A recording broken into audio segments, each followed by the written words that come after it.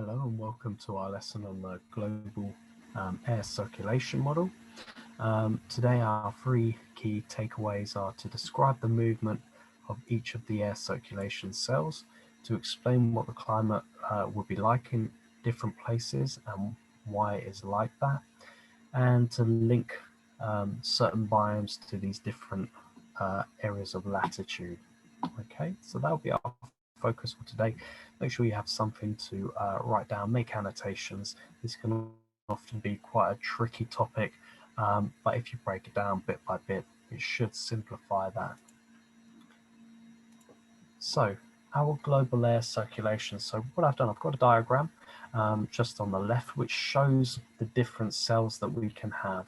Okay, there's also a little image just on the top right, which basically shows two different boxes of air. Okay, I will label this as high pressure. Okay, so high pressure air, and what I'll do, I'll just shrink that box a little bit. So if you imagine, if you pump up a tire, you fill it full of air, you want it to have a high air pressure, it's going to be much greater. Okay, going to be full of air. Okay, which you can see in that box, there's more air particles. Okay, so then we've got the other box, which is going to be low air pressure. If your tire, well, I'll do low pressure air. If your tire is a little bit flat, you would say that it has a low air pressure side of it. Okay, there's not much air inside of it, okay, which you can see in this box here. Okay, now ultimately the air circulation comes back to two different things, so just bear this in mind. High air pressure, just imagine air in that box full of air particles. Because there's more air, just consider it to be heavier. Okay, and then with the low air pressure, just consider it to have less air in that space, so it is lighter.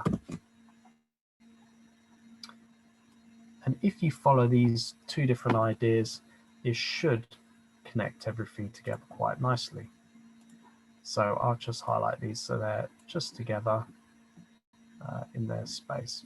Okay, and we'll highlight the second one. Let's do it as a red. Okay, so we'll keep hold of these ideas. So first of all, we'll start with these different cells. So we've got the Hadley cell, which we'll highlight. We've got the feral cell.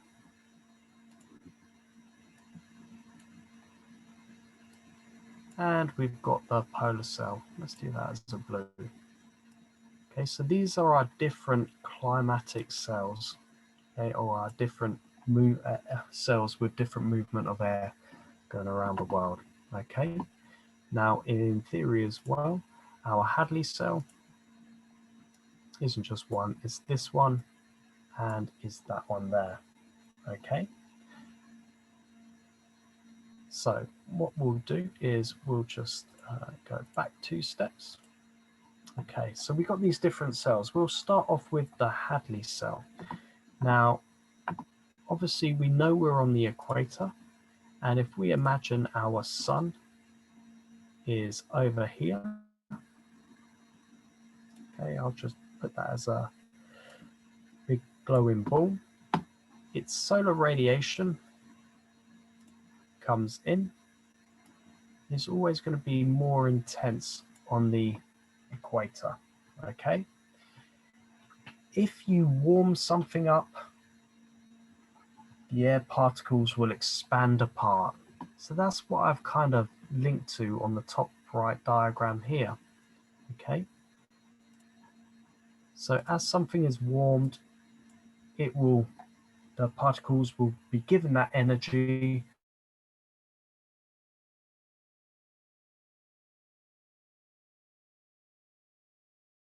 and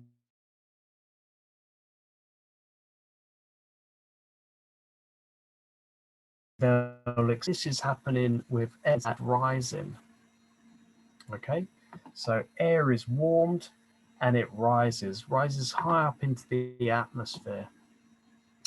And as it gets into the high atmosphere, it will start to create clouds. Okay, I will mark this in as a gray. So it will create clouds across here. So that basically creates a whole lot of rain. Okay, so the equator basically is creating its own ecosystem where its intense heat will cause air to rise. And as that moist air rises from the equator, it will create its own weather patterns. Now, this air is going to be spreading out, can't go into space, so it spreads out across our atmosphere. Okay, gradually becoming colder, gradually losing its energy, and gradually the particles are starting to come together. Okay, which is where we link to this box here.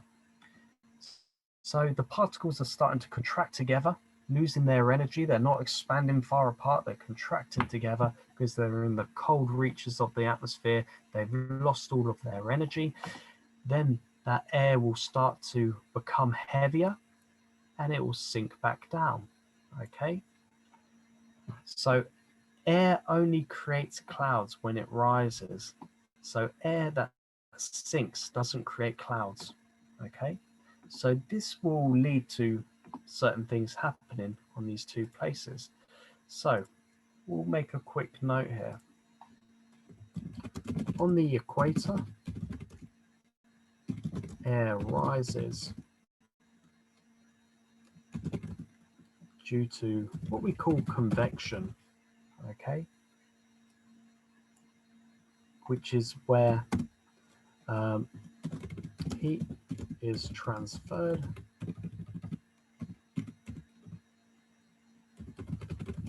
to the air, causing it to rise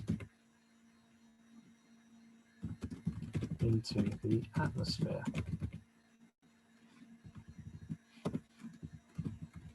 Okay, and this is because the warm air is expanding and becoming lighter. Okay, so a few key points there. So I'll just highlight these. I'll highlight them in red because we're talking about what's happening. So first of all, we're talking about convection. So the heat from the sun is transferred to the air, causing it to rise. Okay, so it rises on the equator. This is because warm air is expanding and it's becoming lighter or less dense. Okay, so this will create clouds. Rise in air creates clouds which rain or precipitate. Okay,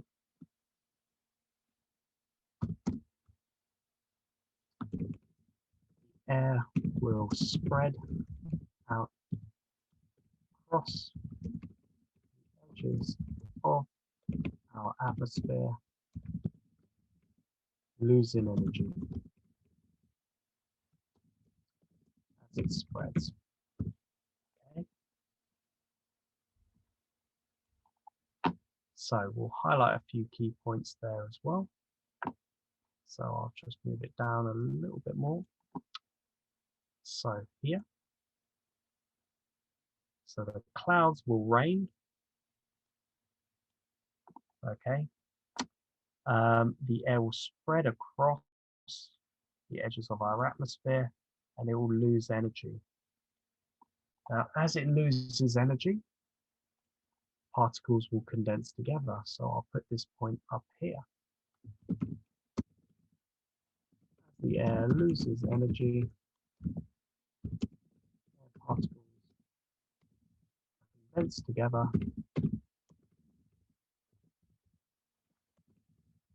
becoming denser and sinking downwards.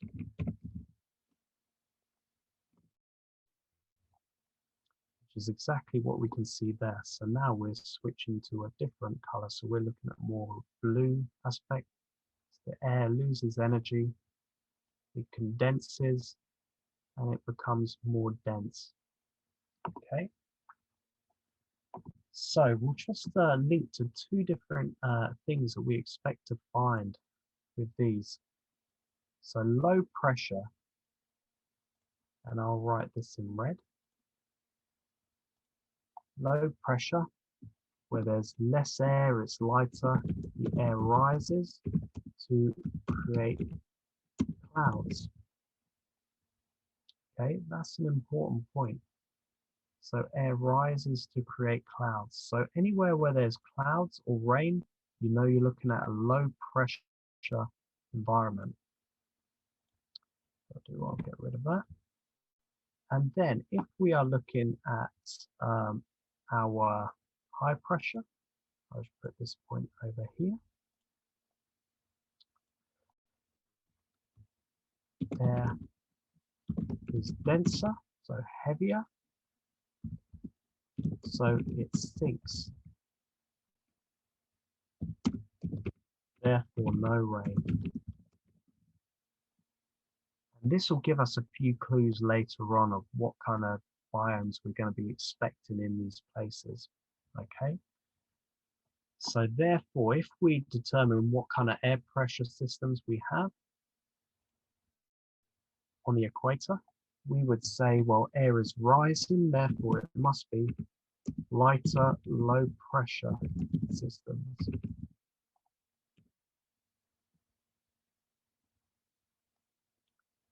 And if we say on the equator, air is, on the 30 degrees latitude, air is sinking, that must mean that we are looking at more condensed or denser high pressure system.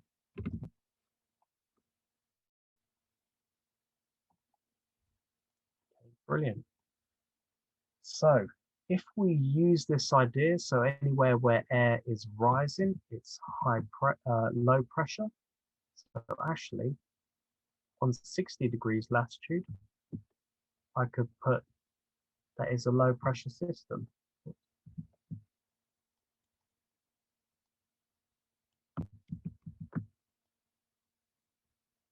I think I just need to replicate these points. So 30 degrees south of the equator, we've got high pressure.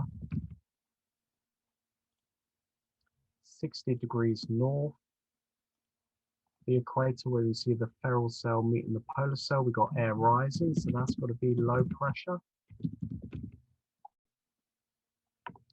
And same is replicated 60 degrees south of the equator. We've got low pressure because air is lighter and it's rising. Okay, well, we can see that air is rising. So this has explained to us what's happening with the Hadley cell. Okay, now if air on the equator continues to permanently rise, so here, sooner or later they're gonna run out of air. Okay, so we need to have more air coming in from the surrounding areas to plug that gap. So that's where the air from the deserts that's sinking needs to travel down towards the equator. Air from the 30 degrees high pressure where there's air that's sinking needs to plug in that gap there. Okay. So the air is constantly moving around because of this. It rises, it spreads, it condenses, sinks back down, and goes back towards the equator. Okay. And this is all driven by the fact that the equator has the high level of solar radiation, which is causing that air to move in that form of convection that we can see. Okay, so if we transfer this towards the ferrule cell, okay, so air on the high pressure system, 30 degrees, it is sinking down. This warm air from nearer the equator also spreads upwards. Okay, so it goes in both directions. Now, where they meet on 60 degrees latitude, got another air front. I'll do this as a light blue, coming down from the poles. Okay, because on the poles you can see that we've got air sinking, and this is same on the southern hemisphere, so therefore we are looking at high pressure. It's a high pressure environment because air is going downwards. So we've got the same thing happening here. So 60 degrees is roughly where we are, okay, and we can see us just there. So air is sinking at the Arctic, which means there's not going to be much precipitation. It's basically just a cold because of the latitude, the fact that it's further away from the intensity of the equator. But we can see air is sinking, so it's going to plug in that gap where air is rising. But here, at this point, we can see that we've got air rising where we get warm air from the south and the cold air from the north meeting. Now this will cause air to rise, but it'll be a little bit different. So warm air from the south meets cold air from the north.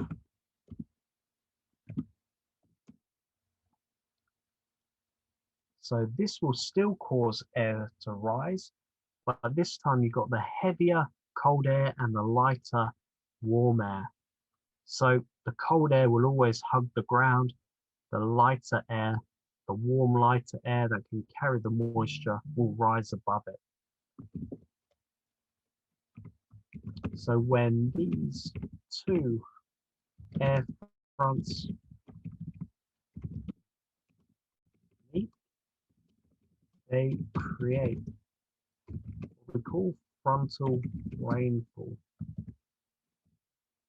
Okay, so in this place we can see that where air is rising, it's low pressure, we're going to find that clouds are created there. They'll gradually lose energy and rain itself out, and our air, which now has no energy, will move. It will move along. It will spread out against the atmosphere, so constantly warm air rising, spread out against the atmosphere, and it will sink when it loses its energy, which happens to be 30 degrees on this high pressure system, and the polar high pressure system there as well. Okay, so air is sinking, so no clouds are being created there. So this, just to highlight, and we'll just do it so we've got warm air meeting the cold air. When they both meet, they create frontal rainfall. So air still rises, it's the warm air that rises over the cold air. So I'll just add this bit there. This is when warm air and lighter air rises over cold, denser air.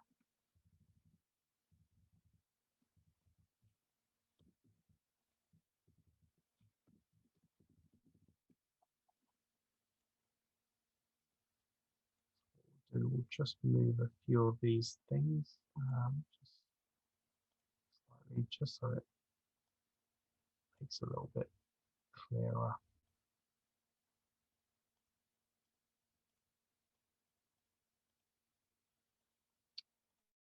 Okay, so this is what we're looking at with our global air circulation. So what we're going to do is we'll just come off of this. Okay, there's quite a lot of information there, but hopefully going step by step makes it clearer. We clear all of this, and what we'll do, we'll see if we can match up some ecosystems alongside it. So we've got these different ecosystems. So it'd be really good to match these up. So take a little bit of time just to think about where they might go. Obviously, you can probably work it out, but just think, what kind of pressure system do we have and where might we find it?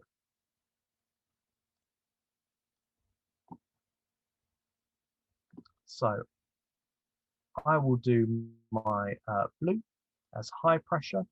So we can see that there's ice there. We probably know it's near the poles, okay, but we know we're looking at the polar cell. Now we can see clear skies as well. So we know that air is sinking because you'll find clouds where there is low pressure. So this is going to be, we'll put it down as the Arctic. So it's part of our polar cell, and we therefore know that it is high pressure, which means air is sinking.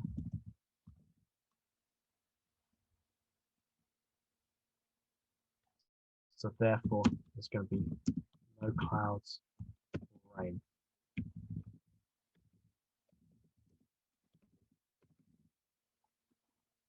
Okay, we take our next one, our desert ecosystem. So what I'll do, I'll match that just down here as well. Our desert ecosystem, we would say it's going to be 30 degrees because air is sinking. Clear skies, no clouds about here, okay? Desert, it's going to be found, so we're looking at where the feral, so the Hadley and feral cell meet.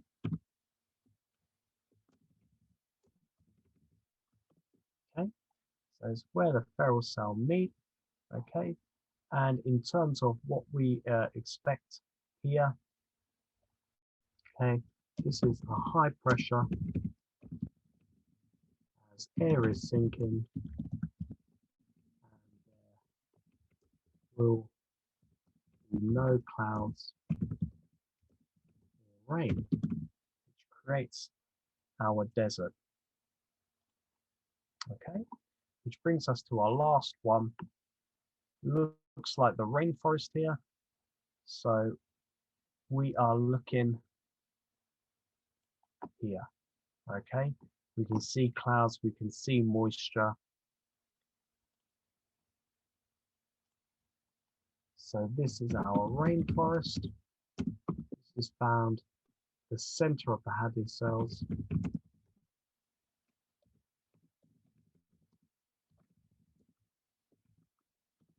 I'll just put on the equator next to it. Okay, this is a low pressure area. As we can see, less dense, warm air is rising because of that proximity to the equator, the high solar radiation from the sun. So warm air is rising, which creates clouds and rainfall.